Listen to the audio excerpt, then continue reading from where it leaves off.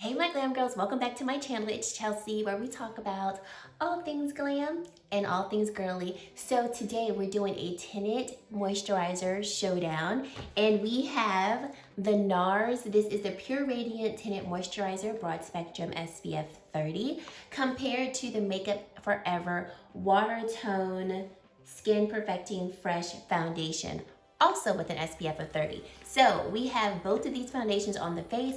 I will be doing at least an 8-hour wear test where we're going to be showing application, of course demonstration, what the foundations look like in my studio lighting here, what they look like in natural lighting, flash photography test, and then of course share with you my final thoughts at the end of the day as to which one I think held up better, which one I think is for what skin tones, and all of the things. Thank you so much for clicking on my video. If this is your first time here, I'd love for you to consider subscribing to my channel and joining the Glam Girl Squad, and let's get right into this video. So like I said, we've got two tinted moisturizers because it's the season of tinted moisturizers, and I'm here for it. So we've got Nars compared to the new Makeup Forever Watertone tinted moisturizer. The Nars one, this is one that we'll start with. This one is actually not necessarily completely new. Nars has had this tinted moisturizer for a while now, but they did reformulate it. They also came out with some additional shades, so it's kind of resurfaced as a newer type of product. So this particular tinted moisturizer comes in 16 shades. It does retail for $45, and we get 1.9 ounces or 50 milliliters of product. The shade that I have is Santiago Medium Deep 1. I love Nars foundation, so I have a few different ones. And when I was on the Sephora website and I put in the shade that I normally get in the Nars foundation, which is Cadiz, this is the one that came up, and I do feel like this is a really good shade match. The shade Santiago is described as medium deep skin with subtle golden undertones, and I love the tone of this particular skin tint.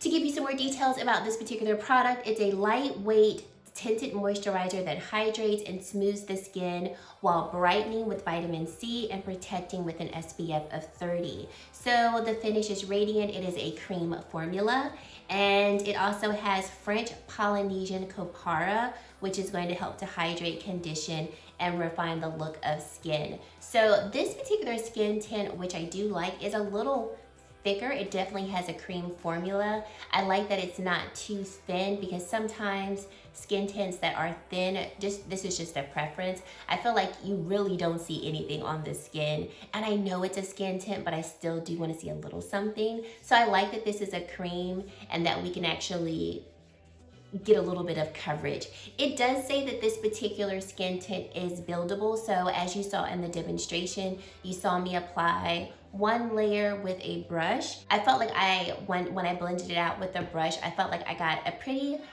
light coverage, did tone down some of my redness, didn't cover my freckles, but definitely did give me a little bit of a coverage.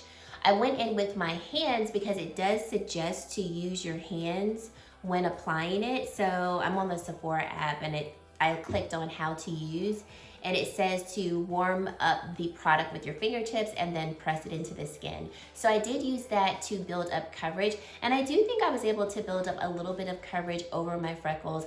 I am not trying to cover my freckles. I say this all the time because people don't be hearing me.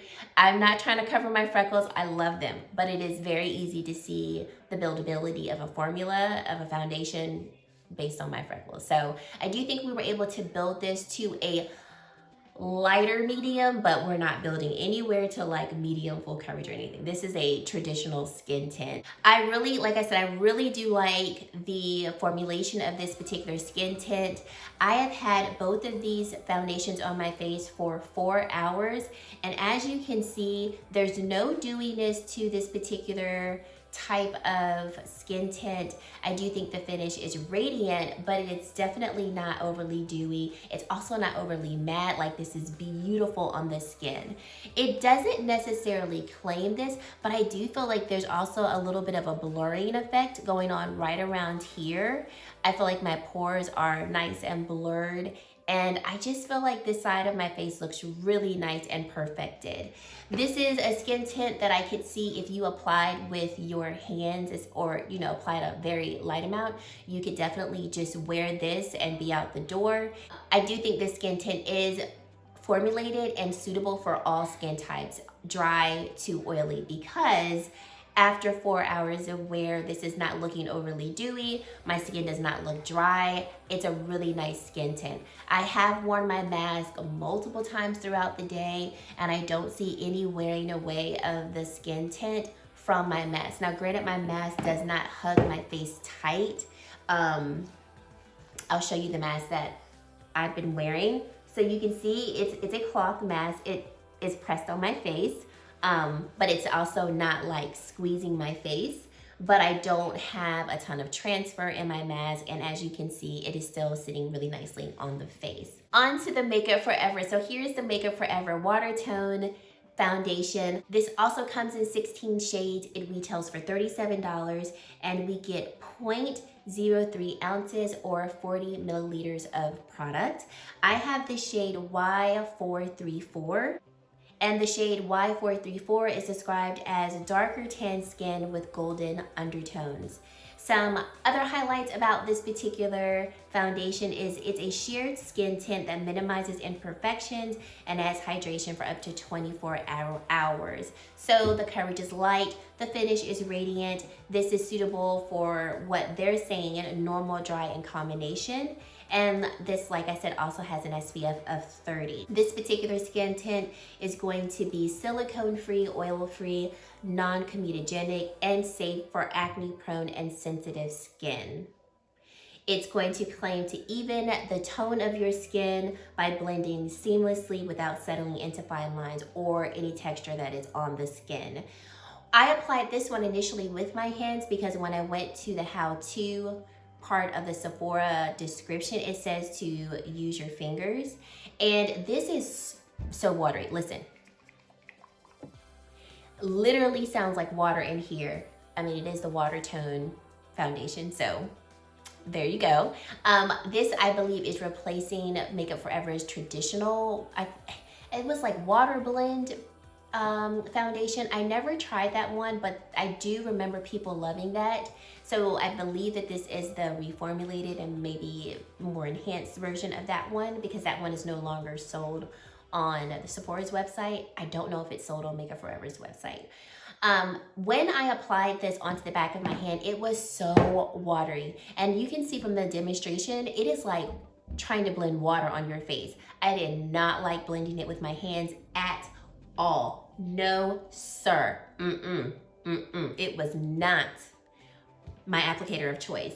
I tried blending it with my hands and I felt like I got nowhere. I went in with my Koyudo brush, and this was perfect to like blend out the edges. I felt like with my fingers, it just wasn't blending into the skin. Like no matter how much I just kept rubbing, it just wasn't blending into the skin. So I felt like when I used my brush, I was able to press it into the skin. I finally was able to smooth out like the streaks that were on my face, and I got it to like settle into the skin.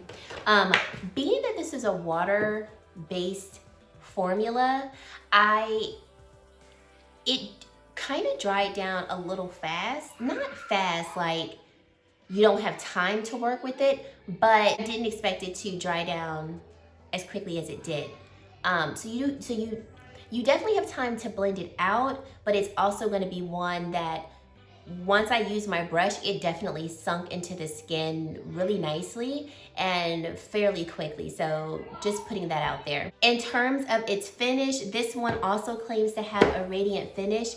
And I think that the finish of this Watertone foundation is very similar to the Nars Tinted Moisturizer. Like I said for Nars, they're very, very similar, which is why I wanted to compare the two. Both of them have an SPF of 30, both of them have a radiant finish, and both of them claim to leave the skin hydrated. The major differences that I see after 4 hours, once again, of course, the mask application, wearing the mask is going to apply to this side as well as this side. I feel like when I'm looking at my pores right around here, I see my pores a little bit more on this Makeup Forever Watertone side compared to the Nars side. I use obviously the same concealer, powder, things like that. And I feel like this side just looks a little bit more blurred than the Watertone side. However, the Watertone side does not look bad at all. Like, I don't feel like my pores are emphasized. I just see them a little less on the Nars side. And I'm gonna come in a little closer so you can see both sides. So hopefully you can see what I'm talking about just right here with my pores with the Nars side compared to the Makeup Forever Watertone side. I think both sides look beautiful on this skin. As of right now, I'm like, I don't know which one I like better. In terms of the shade, when I applied the Makeup Forever side, I thought it was gonna look really golden, but once it settled into the skin, it looks really nice. When looking at both of them in natural lighting, perfection. Like, y'all might have to tell me which side y'all like better at this point, because I don't know, they both look beautiful. And then with flash photography, surprisingly, there was no flashback, even though both of them have an SPF of 30, so that is really nice. And I was really happy about that. So 4 hours in, both sides are looking really, really good. And I will definitely check back in at least another 4 hours from now. I have a feeling I'll have these on for longer, but I'll give it at least another 4 hours so we can see how they wear throughout the day. I'll have all of my makeup details in the description box below, and I do want to show you my outfit because I think this is the cutest outfit.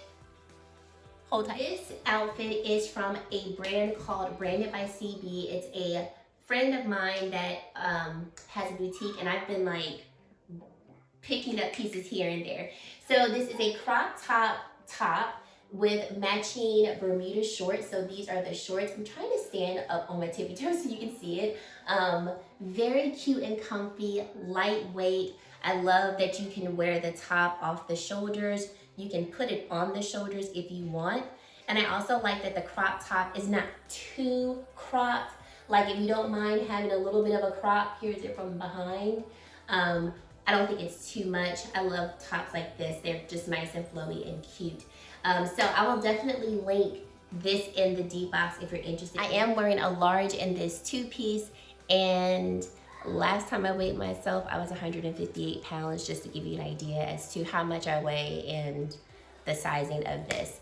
Okay, so I will check back in at the end of the day to share with you my final thoughts on these two foundations. So stay tuned. Okay, we are back. It is the end of the day, and I've had both of these foundations on for 9 hours. So definitely a good amount of wear to see how they held up throughout the day. Mind you, I've been wearing my mask pretty much all day. So there is some transfer of the foundations in my mask, but not too much. But looking at my face, I feel like the transfer has been minimal because I feel like I still see the majority of both foundations on my face. In terms of oils coming through, I do have some around my nose, and I would say I have a little more perspiration or oil or dewiness around this side of my nose compared to this side. Remember, we have the Nars Tinted Moisturizer on this side of the face, and then the Makeup Forever Watertone on this side. I felt like earlier in the day that this side of my face with the Nars Tinted Moisturizer concealed my pores a little bit more, and I would still say so. So if you look at my face up close, I feel like you can still see less of my pores on this side of my face compared to this side of my face. But even still, I think the Makeup Forever side still looks really nice, as well as the Nars side. I still can't tell which one I like better. If I had to choose, this is hard. I can't, because like I like the flawlessness of the Nars side, but I also like the radiance from the Makeup Forever side. I think it looks really pretty. It doesn't look overdone. It doesn't look extremely oily or anything. I think both sides kind of stand and hold their own weight for a little bit of different reasons. One of the claims for the Watertone foundation from Makeup Forever was that it would not settle into fine lines. It would not emphasize fine lines or textures. And I have a very prominent fine line right here. And I think it held up pretty good for that. If you look, You don't see any settling of the foundation in that fine line. I have a breakout right here, and it's starting to kind of crust just slightly. It does not look crusty, you know, on the face, and it doesn't look like the foundation clung to it. I don't feel like this foundation is also emphasizing it. So I think those claims are pretty accurate from what I can see on my skin. So I am really happy to see that. I think if you have maybe a lot of texture or some fine lines, the Watertone foundation is holding up to that claim. I would say for oilier skin, just based off of my oils, maybe you might like the Nars side a little bit better than the Makeup Forever side. I think if you have dry skin, normal skin, you could enjoy really both tinted moisturizers. I think it really just comes down to preference. So I would say just take a look at both of them to see if you can find your shade, and then from there maybe choose which one works best for you. But I think both tinted moisturizers are a win. They're at least a win for me because I like both of them. So you guys let me know down below which side you like better, which side you think looks better, you know, from what you can see. If you have one or the other, let me know which one is your preference, and let me know if you're interested in either one or both of them. I think they're both beautiful. If you've made it to this point in the video, first of all, thank you. And if you have not subscribed, definitely consider subscribing to my channel and joining the Glam Girl squad, because we'd love to have you. And guys, that's it. Thank you so much for watching, and I really hope to see you in my very next video. Bye guys.